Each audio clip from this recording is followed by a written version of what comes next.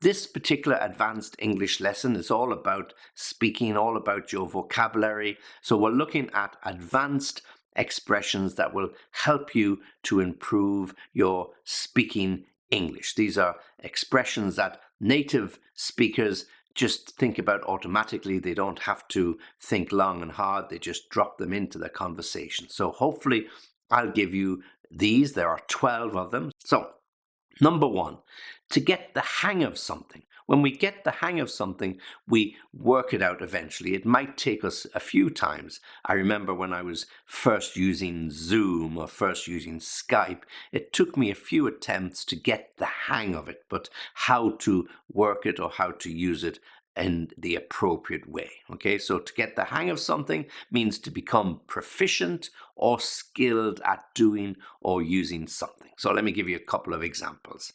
It took me a while to get the hang of driving on the left-hand side of the road when I moved to the UK, but eventually I was able to do it. Okay, so it took me a while to get the hang of driving on the left-hand side of the road when I moved to the UK, but eventually I was able to do it. After a few weeks of practice, I finally got the hang of playing the guitar. After a few weeks of practice, I finally got the hang of playing the guitar. So this is to get the hang of something means to understand how to drive on the left-hand side of the road, to understand where you exit the roundabout, because that can be quite dangerous if you're used to driving on the other side of the road. And then after a few weeks of practice, I finally got the hang of playing the guitar. So making notes, not just something that sounds like the cat got caught in the door. Okay, so second example, to beat around the bush. And let's not beat around the bush. To beat around the bush. We use this expression when we talk about people who constantly delay or avoid saying something directly. So they either don't want to say it directly or they don't know how to say it directly. So they beat around the bush, a bush being a small tree. They just say something and, well, yeah, look, what I was hoping to talk about, yeah, you know, the thing we had last weekend. Yeah, and they don't get to the point when you'd really like them to say, look, it'll just take a couple of minutes. Remember the meeting we had last week? Well, I really wasn't so happy with your contribution. That's very, very direct. But at least you know where the person is coming from. Whereas if they beat around the bush, you're sitting there for ages, tapping your fingers on the table, thinking, I wish this guy would just get on with it. What does he want to say? So to beat around the bush is to avoid talking about something directly. Let me give you a couple of examples. Stop beating around the bush and just tell me what you want to say. That's very clear. You sit down with the boss or you sit down with somebody who's reporting to you and you can tell that they've got something to say or they want to get something off their chest. So you just come out with it and say, okay, look, stop beating around the bush. Just tell me what you want to say. Okay?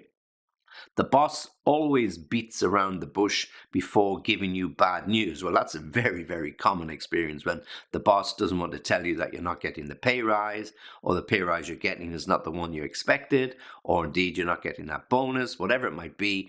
They can't really come straight to the point. So the boss often beats around the bush before he gives you the bad news. I've experienced that myself. Number 3. It goes without saying. It goes without saying. So what does this mean? Well, it goes without saying is used to introduce a point that is widely accepted. Yeah, it goes without saying that we're not going to be open on Friday or Monday because it's a bank holiday weekend. It goes without saying that, of course, if you have to work late after 6 o'clock, we will pay you overtime. So it's obvious that when the shop or the office is not going to be open during the holiday weekend, it's obvious, or it should be obvious, if you have to work longer hours, you need to get paid for that. So when we say it goes without saying, it means that it's widely accepted that this is what's going to happen. Let me give you an example. It goes without saying that a healthy diet is essential for maintaining a healthy body. Okay, it goes without saying that a healthy diet is essential to lead to or give you a healthy body. So why do we say it? Well, we say it because we just have to repeat it, but it goes without saying. It goes without saying that we need to be careful how we spend our money when the economic times are difficult. So it goes without saying that we have to be careful how we spend our money when the economic situation is difficult. So rising inflation or job cuts or job losses, then yeah, we have to be really, really careful how we spend our money. So we don't or shouldn't have to say it, but we say it anyway. It goes without saying that. Number 4.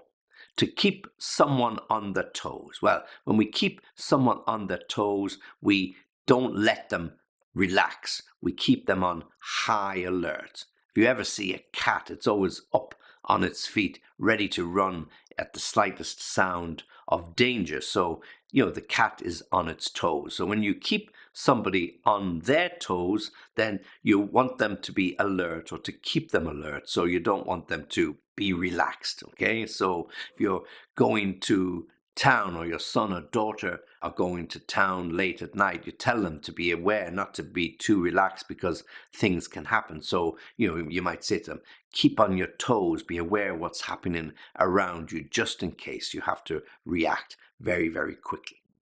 Now, let me give you a couple of examples. My boss likes to give me unpredictable tasks just to keep me on my toes. So, I can never sit back and relax because I know as soon as I do that, he's going to send me an email or he's going to drop something on my desk. Okay, so my boss gives me unpredictable tasks just to keep me on my toes.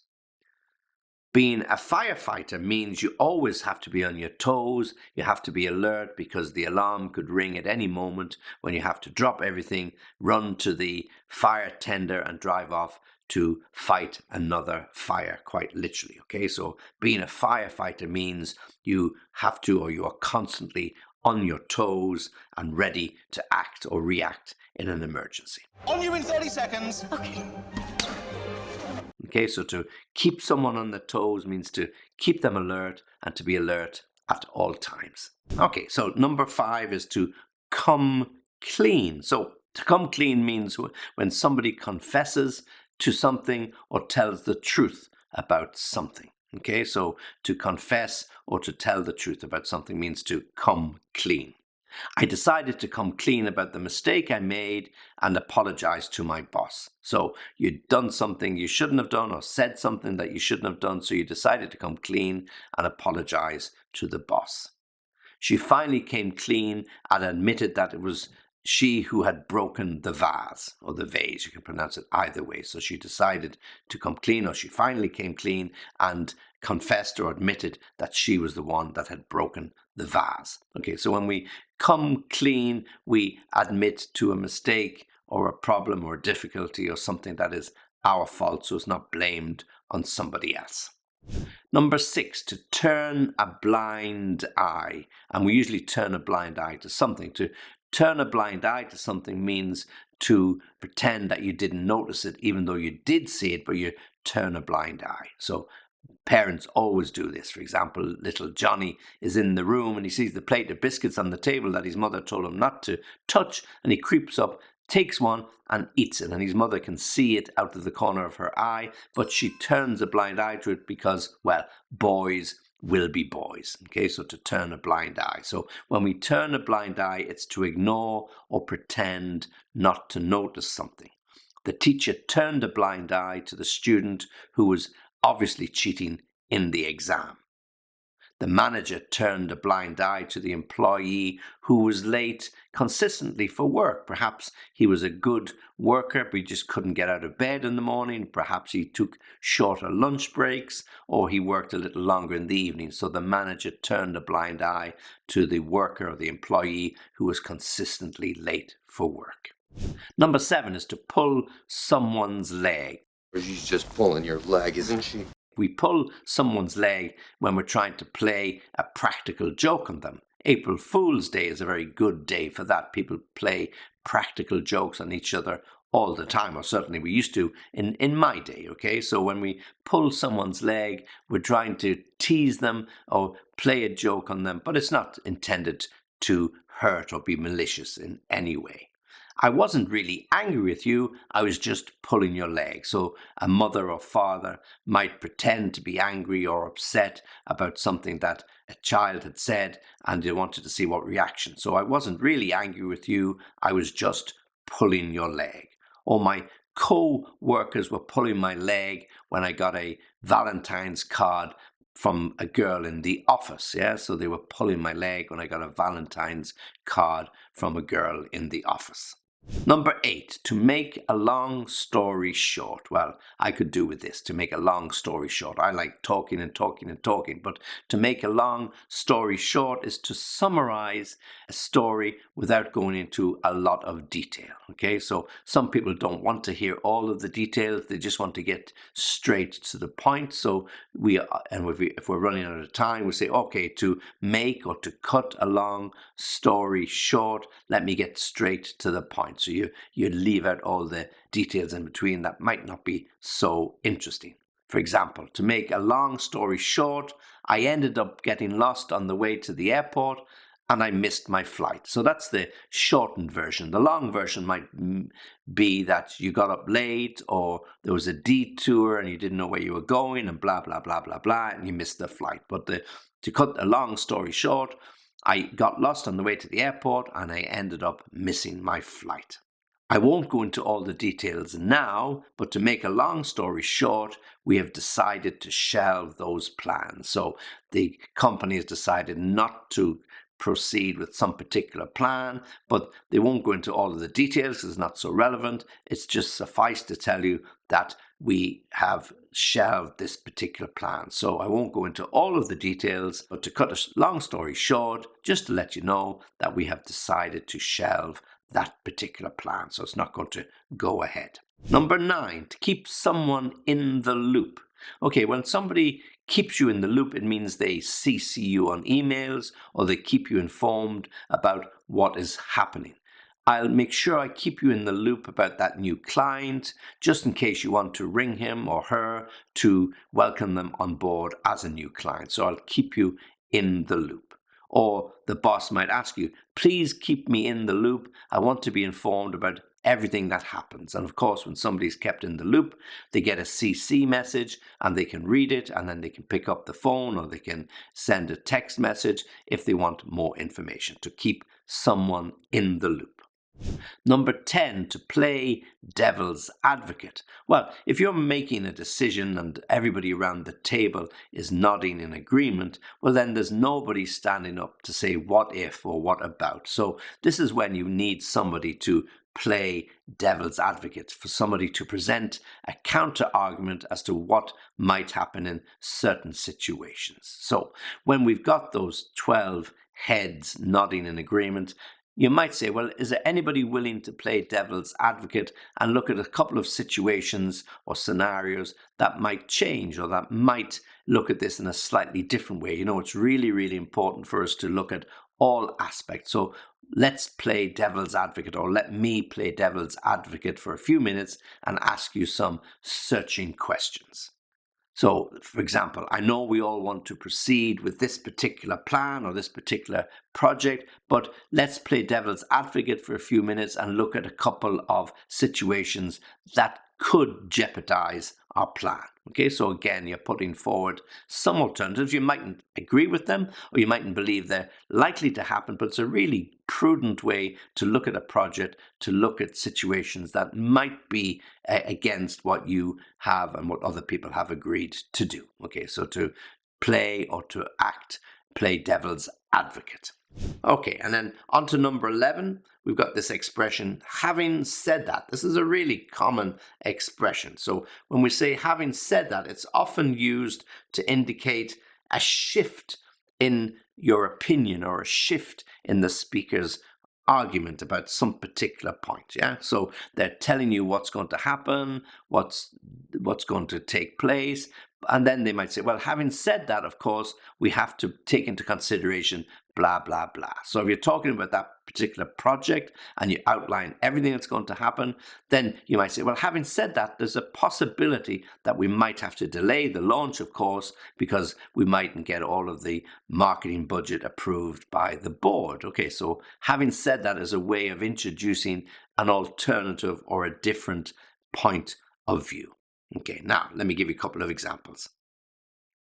Having said that, I do think it's important to acknowledge the challenges that come with this proposed plan or the proposal. So having said that, meaning having said that everything looks great and this is a really great opportunity for us, it's really important to look at it from another point of view, to look at the challenges that may come with this particular project. So having said that, she's an excellent writer, but having said that, her communication skills need to improve. So she's an excellent writer. She's won lots of rewards or awards. But having said that, I think her communication skills, interpersonal skills, need to be improved. Okay, so having said that, presenting an alternative, a different viewpoint.